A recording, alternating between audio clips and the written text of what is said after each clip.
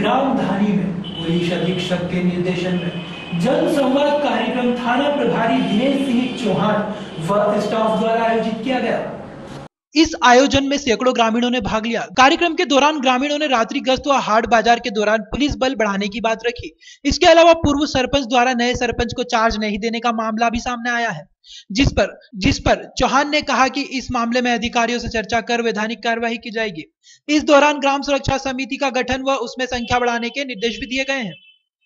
धार जिले के धामनौद के समीप ग्राम चिकटिया बड़ में विकास केवल कागजों पर ही दिखाई दे रहा है, जबकि पूर्व सरपंच लक्ष्मण सिंह एवं सचिव सुरेंद्र पवार द्वारा नए सरपंच ताराबाई को शपथ लेने के 6 से 7 माह बाद भी पंचायत का पूर्ण चार्ज नहीं दिया गया है, जिसके कारण पंचायत में लागू जनहित की कई योजनाएं प्रभावित हो रही हैं। जानकारी एकत्रित करने पर मालूम हुआ कि लाखों रुपए का आहरण होने के बावजूद विकास निर्माण कार्य अधूरे पड़े हैं। ग्राम के विकास कार्य अधूरे होने के कारण लोगों को समस्याओं से जूझने पर मजबूर होना पड़ रहा है। आखिर पंचायत के सचिव और सरपंच कब तक कागजों पर ग्राम का विकास बताते रहेंगे? ऐसे पूरे प्रदेश में कितनी ही पंचायतें होंगी जहां सिर्फ जनता के भरोसे का गला घोटा जा रहा है।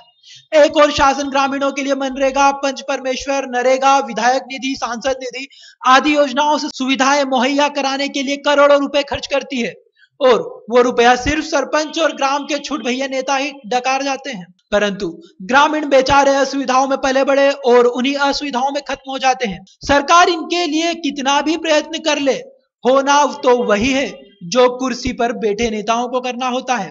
सरकार द्वारा प्रदत्त योजनाओं का लाभ केवल कागजों पर ही सीमित रहकर दिखाई देता है।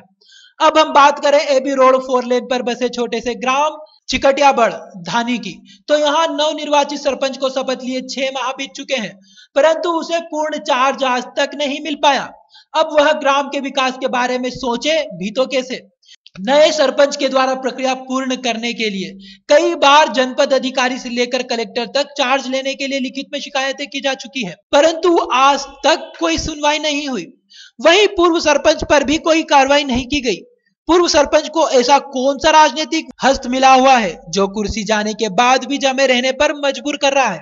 इसी ग्राम में घोटालों की बात करें तो कई निर्माण कार्य आज भी अधूरे पड़े हुए हैं, परंतु कार्य की राशि तो आहरित की जा चुकी है। ग्राम के स्कूल भवनों से लेकर खेत पहुंच मार्ग, जल योजना, पानी की टंकी निर्माण हुए वर्षों बीते पर आज तक पानी नहीं भरा गया। ऐसी कई ज्वलंत समस्याएं खड़ी हुई हैं। ग्राम में जांच के लिए आए उपयंत्री ने अपनी रिपोर्ट में बताया कि पूर्व सरपंच द्वारा पंचायत के कोष से 17,06,000 रुपए के आहरण का मामला सामने आया है। इंजीनियर ने स्पष्ट शब्दों में लिखा भी है कि यह राशि पूर्व सरपंच एवं सचिव से वसूल किए जाने की उचित कार्यवाही की जाए। क्या नाम है आपका? कैलाश सिसोदिया। किस पद पर हो आप? पूर्व सरपंच हूँ मैं, वर्तमान सरपंच प्रतिनिधित्व हूँ। अच्छा। सचिव को भी बताया कि पूर्व सचिव ने भी चार्ज नहीं दिया गया। जो भी पूर्व सचिव सरपंच और सचिव के ऊपर ये निर्माण कार्य की अधिक राशि जो आहरण कर ली गई है वो सारे काम अधूरे पड़े हैं।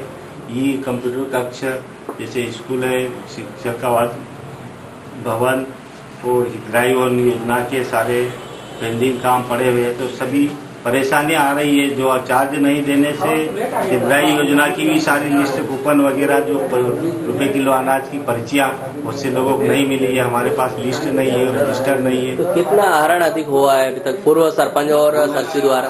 अभी तक हमने जनपद में भी आवेदन दिया था, सीओ साहब ने भी मूल्यांकन करवाया, इंजीनियर से भी आवेदन हुई, बातचीत हुई और हमें मूल्यांकन करके 17,06,000 की लिस्ट दी है। वो भी उस इंजीनियर के अंडर में थे। वो DRJF का दूसरा इंजीनियर है, शिक्षा विभाग का दूसरा इंजीनियर है। वो चीजें अभी बाकी है, तो उनका मूल्यांकन करना बाकी है। और तो आपने आगे अधिकारियों को बता दिया सबको? हमने धर्मपुरी सीओ को अवगत कराया है और हमने कोरियर एडीएम साहब को भी एक बार किया था और बाद में हमें पुनः दूसरा आवेदन दिया। फिर तो अभी अधिकारियों का क्या कहना पड़ रहा है? अधिकारियों को कि हम पूरी मदद करेंगे, आप उनकी रिपोर्ट कर दो, नहीं तो फुल बाल चार्ज करके हम गिरफ्तार करवाएंगे और ये वसूली करके आपको जिम्मेदार। आष्टा के समीप ग्रामों में लोग इंद्र देव को मनाने के लिए कई तरह के पूजा अनुष्ठान कर रहे हैं, जिससे अच्छी बारिश और जल्द बारिश हो।